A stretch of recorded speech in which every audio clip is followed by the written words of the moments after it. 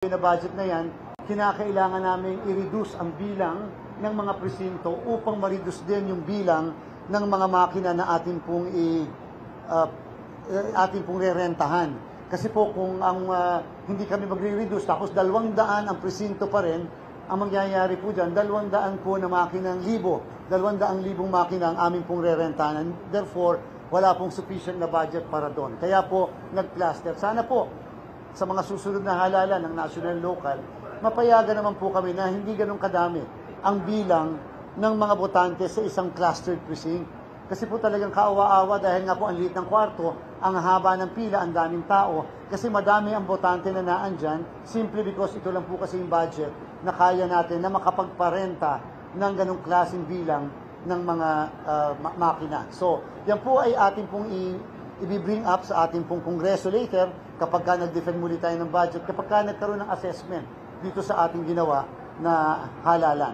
So, sa kasalukuyan po, I think ongoing ang press con ng EU mission at initially po nabigay sa atin yung kanila pong report. Natutuwa naman po tayo sa napansin nila, vibrant ang press freedom sa Pilipinas, merong nagpa-participate, sobra, binigyan ng pagkakataon ng mga indigenous peoples, pati yung ating mga miyembro ng vulnerable sectors, na may efforts ang COMELEC, etc. So halos naman po lahat very positive. Yung lang pong binanggit nila na hindi sila nakapasok doon sa polling precinct. Kasi daw sabi may usapan kami. May usapan po kami na sila ay free na umikot sa buong Pilipinas. Free sila na umikot sa ating polling places. Wala po tayong problema. Ang polling place po is eskwelahan.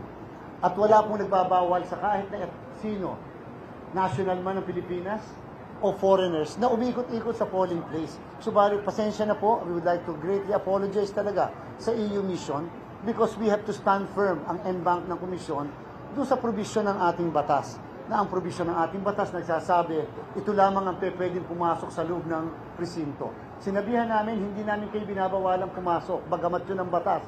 Kung papayagan kayo ng ating mga electoral board members. Sa bandang huli kasi sila naman ang frontliners doon, sila magdidesisyon kung papayagan silang pumasok o hindi.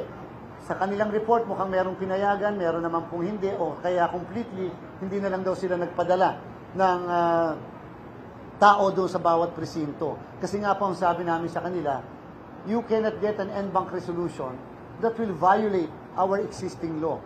Tama po sila. Sa mga iba nilang napuntahang bansa, pinapayagan sila sa bawat presinto nila. Ay sapagkat maaari kung sa mga bansang yan, wala po yung batas na binabanggit ko. Tayo, maaaring masama man sa kalooban ng komisyon